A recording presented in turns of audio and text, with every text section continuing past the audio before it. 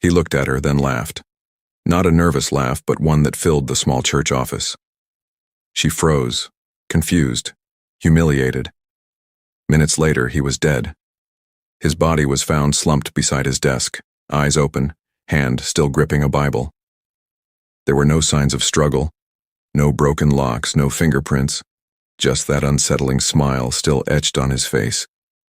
This is the story of Pastor Michael Harris, a respected pastor, and a young woman whose visit would change everything.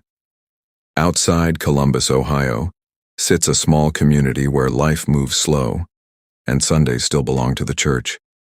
It's the kind of place where doors stay unlocked, where people wave from their porches, and where everyone believes they know their neighbors. But beneath that peace was a secret no one saw coming. At the center of it all was Grace Fellowship Church, a modest white building that had stood for decades. Inside, Pastor Michael Harris preached every Sunday to a packed room. He was respected, trusted, and loved. To his members, he was a man of faith. To his family, he was a provider. To outsiders, he was a model of righteousness.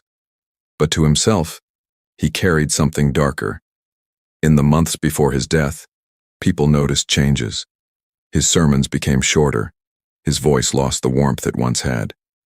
He spent longer hours locked in his office after service, sometimes until midnight. When asked, he said he was praying, but there was something in his eyes that said otherwise. Then came Angela Moore, a 26-year-old woman who had recently joined the church. Quiet, polite, and soft-spoken, she quickly became involved in volunteer work. Pastor Harris offered to guide her through counseling sessions, something he often did for new members. No one questioned it. But what started as harmless spiritual guidance would soon turn into the darkest chapter of his life. At first, their meeting seemed innocent. Angela would come to the church office on Thursday evenings. Sometimes the lights stayed on until late, but no one thought much of it. Pastor Harris was known for helping people through personal struggles. But soon, whispers began to spread. A church janitor claimed he once saw Angela leaving the office in tears. Another member said the pastor's car was parked outside the church past midnight more than once. Still, no one dared to ask questions, not about a man of God.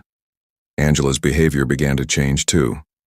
She stopped singing in the choir, avoided eye contact during services, and sat alone in the back pew.